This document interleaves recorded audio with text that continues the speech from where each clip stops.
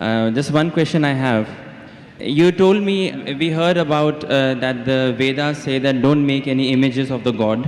Yeah. Whoever worships anything which has been created throws himself in darkness, right? The difference between Bhagwan and Allah is that Allah says that if you worship anyone apart from me, I will punish you forever and ever, and I will not spare you of this sin. But nowhere in Hinduism's books would you see that Bhagwan is saying, okay, if you worship anything apart from me, you will be put in Narak, which is the Hindi word for hell, forever and ever.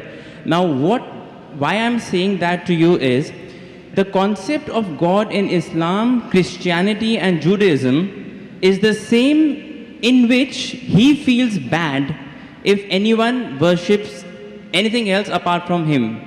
But the concept of the other side of the religions, which is Hinduism, Buddhism, or those sides, the concept of God there, I think, is more, the God of those religions is more large-hearted, because he doesn't say to you that I'm going to put you in hell if you don't worship me. Although I understand that it is wrong to worship idols, it is wrong to worship created things.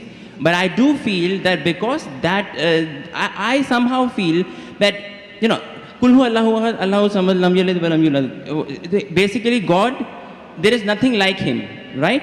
So why in the Quran or the Bible or the Jews' scripture, we are attributing a human feeling to God that, let us say, my father gives me everything, he gives me all the money, and I give that money to the poor people, right? Now one day, if I forget my father, yeah, so my father will feel bad. But this is a human nature. God is more large-hearted than that. Even if I don't worship him, he should have no problems. You know, he should not put me to hell, because that's egoistic. Egoism is a part of human nature, not of God, is what I feel, according to my understanding. rules. Brother Rahul is an old friend of mine, mashallah. Whenever I come to Dubai, no question answer session goes without him asking a question. He's following me since many years. When I came in 2005, and I came last year, and yesterday night, we had a good session for a couple of hours. And though he didn't mention his name, he's Rahul, mashallah. And we pray that may Allah guide him. Inshallah, may Allah give hidayah. And he asked very good questions.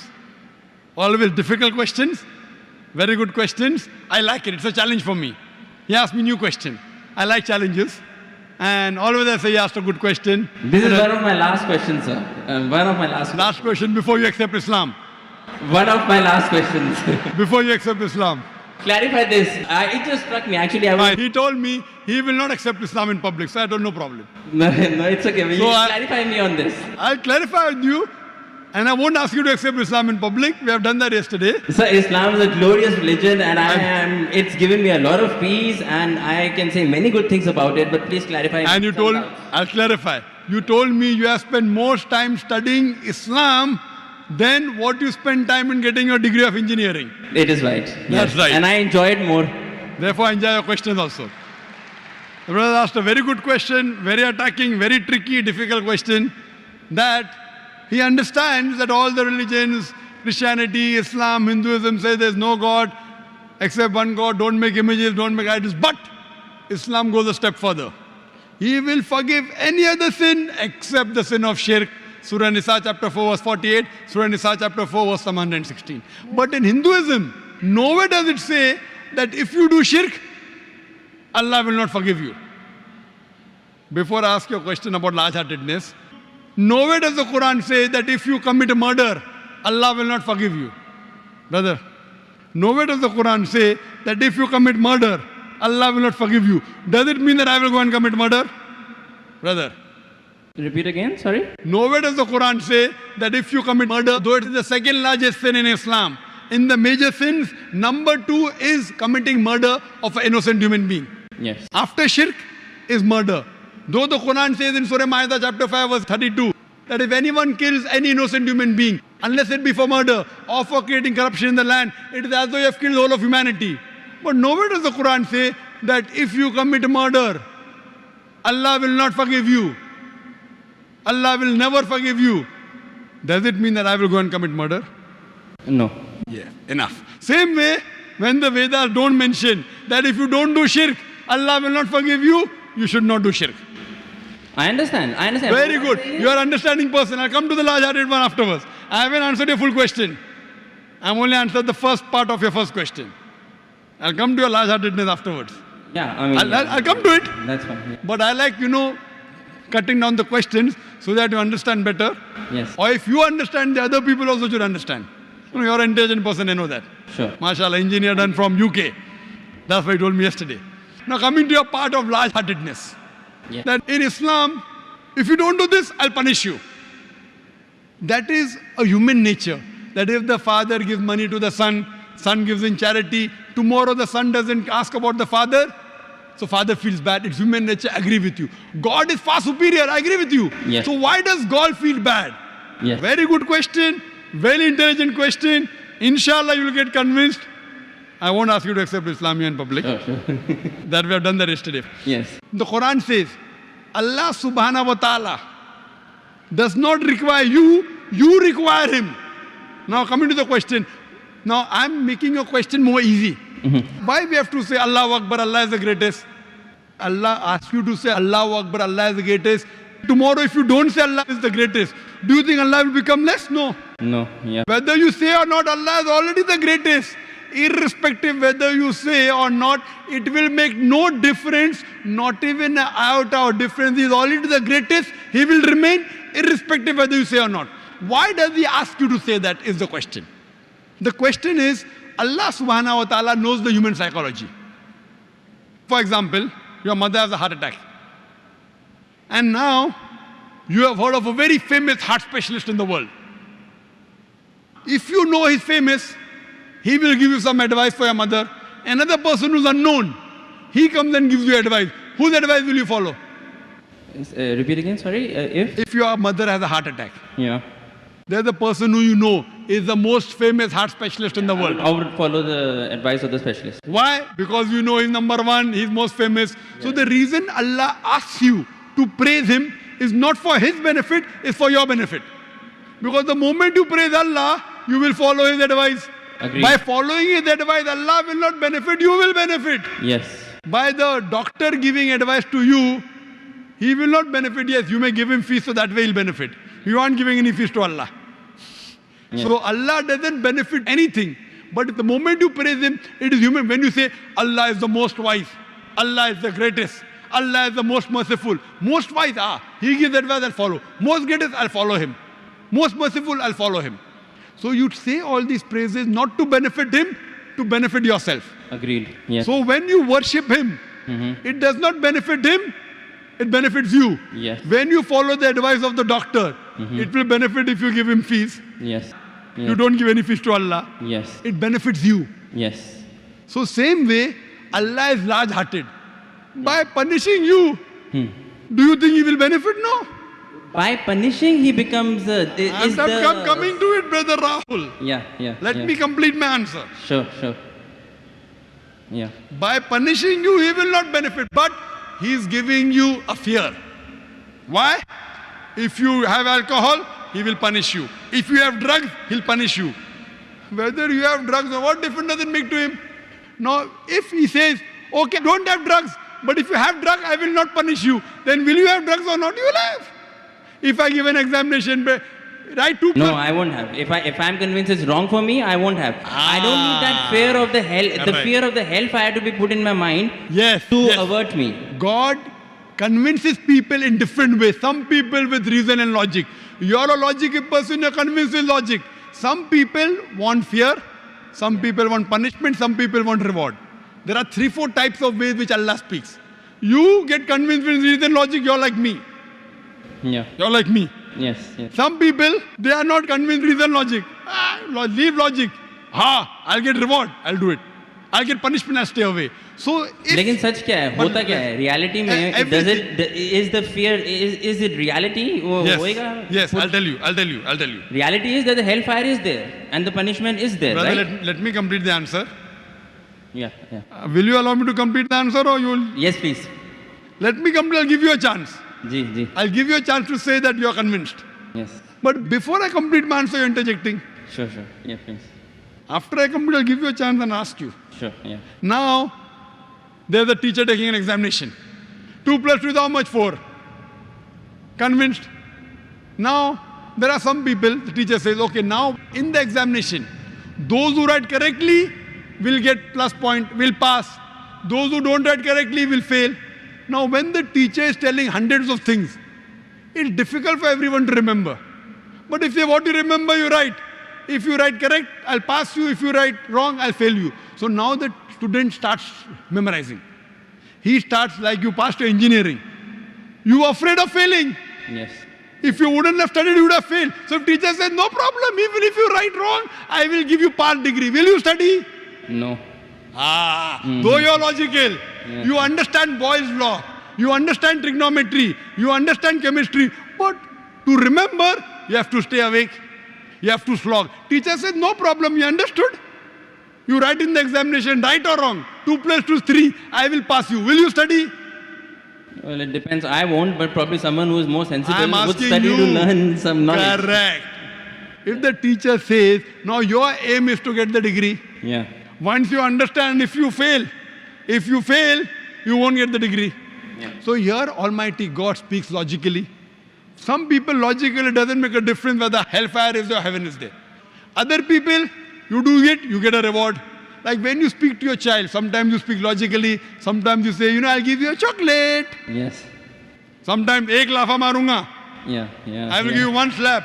Yeah. So this is what God knows the psychology of the human being. He is our creator.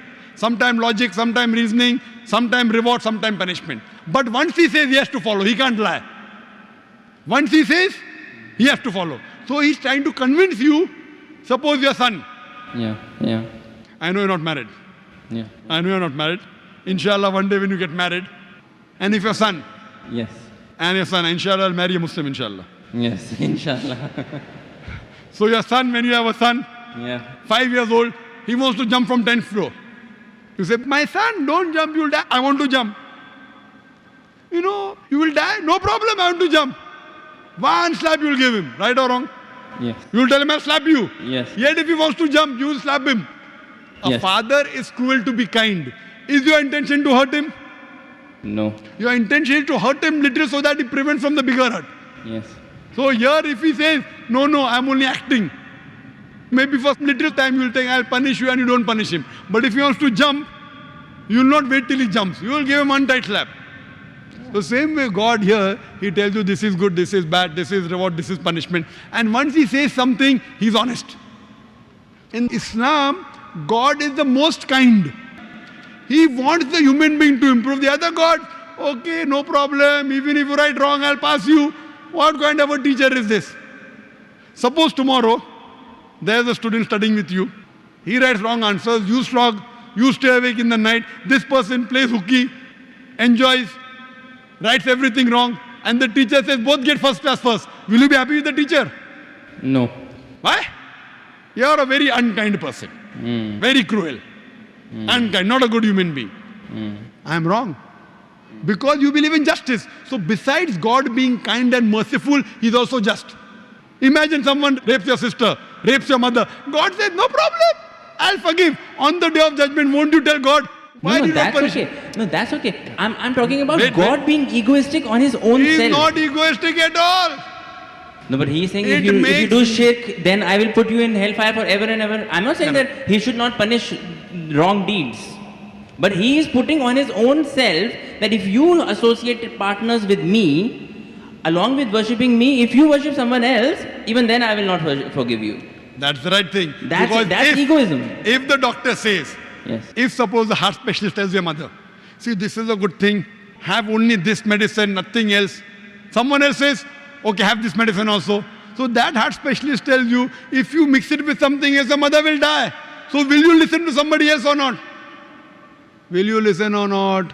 Heart specialist saying, don't have anything else except this sorbitrate. Keep it below your tongue. Yes. Now another doctor comes, I'm a very good doctor. You don't know him also. I will listen to heart specialist. Correct. Yes.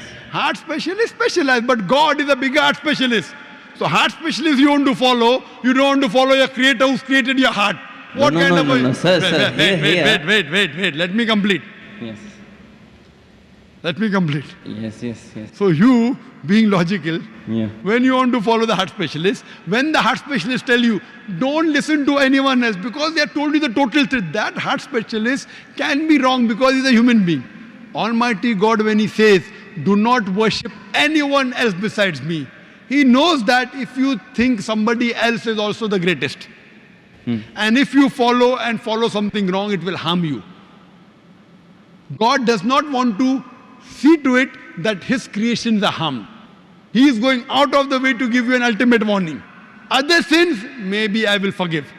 That is one type of murder, is one type of sin, very wrong, second largest. But one, if you worship somebody else, you can do anything.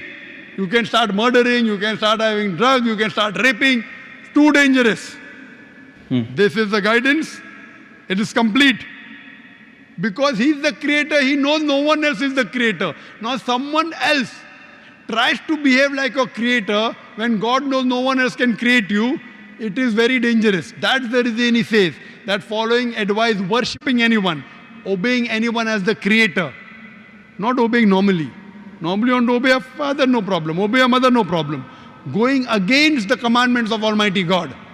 Worshipping somebody That is else. what I'm trying to find out. Is that the right God who is saying that if you associated partners with me, I will never forgive this sin? You are taking, it's a catch-22. I am questioning whether a God who thinks like that, is that the correct God? Correct God. You are saying he is the correct God, hence Why? he knows. Why? Yes. I have checked up with science. This Quran passes Yes. the test. When I put science to your Hindu scriptures, it fails. Yes. When I put science to Bible, it fails. So even if I agree with you with my earlier question, maybe this is ambiguous, fine. 80% is proved to be 100% correct. 20% is ambiguous. Inshallah, logically, even this will be right. If I have to put that way. But the other way, if a doctor who's solid... Stronger argument would be that Stronger 100% argument, is correct. 100% 100% of it is proved that it is correct. If 20% ambiguous is I'll there... tell you one thing, brother. Your mind hasn't reached that level. My mind hasn't reached that level. Right. The science hasn't reached that level. Maybe 100 years afterward, 1,000 years after, it will be proved 100% correct. We are limited. The problem is in you and me, not in the Quran. Similarly, but a person who's very powerful, a person who's a heart specialist, he knows this stuff very well. He'll be sure. Do this, nothing else. A person who's not sure, okay, have this medicine also, have that medicine also. So person who's cocksure of himself, like the Creator Almighty God, he will give this commandment. Now he's cocksure. You are not cocksure about him that he's the creator. Yes. Once you're cocksure, you'll follow. I am cocksure that this is the word of Almighty God. You aren't. Yes. So once your research gets complete, Yes. you know very well that the other scriptures don't pass the test. Yes. I challenge you to get any scripture that you know of which is even close to the Quran. No, this is the strongest scripture that that's for sure. So when you know, Yeah. I can't ask you to accept because you know we spoke yesterday. Right, okay. But when you know it is the thing, then the ego is in you, not in Almighty God. The ego is in you. I don't have ego. And I pray to I Almighty told you God. all the ones I have read, this is the strongest. I pray to Almighty God. You know, because I love you, Rahul. Yes, I love you too. I love you. That's the reason I pray to Almighty God to give hidayah. You don't have to proclaim. You asked me yesterday, do I have to proclaim? I said, no, you don't have to proclaim. Yeah. So I think that you are a person who submit your will to God, and may God guide you, and may you get a good submitting Muslim life partner. Thank you. Thank you.